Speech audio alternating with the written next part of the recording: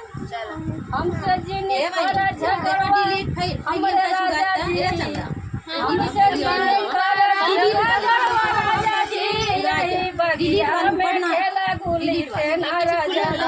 यही बगिया में खेला गुली टेना राजा जी गुली टेना राजा जी गुली टेना राजा जी यही बगिया में खेला गुली टेना राजा जी यही बगिया में खेला गुली टेना राजा जी हमसे न सहलाया बंदूरी राजा जी हमसे न सहलाया बंदूरी राजा जी यही बगले में खेला धंधा पानी राजा जी यही बगले में खोला धंधा पानी राजा जी धंधा पानी राजा जी धंधा पानी राजा जी यही बगले में खोला धंधा पानी राजा जी यही बगले में खोला धंधा पानी राजा जी हमसे न सहलाया बंदूरी राजा जी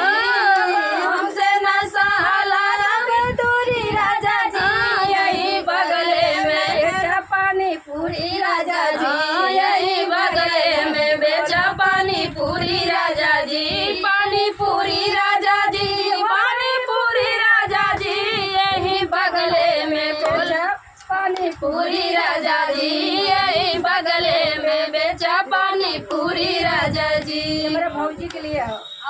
के लिए भौजी माँ भैया के बताइए कहाँ करे क्या तो फ्रेंड ये गीत कैसा लगा कमेंट बॉक्स बताना फिर मिलते किसी नए गाने के साथ निर्वाही भाई का गीत अब आए अगले संडे की जने आवे कहीं ना आवे बाय बाय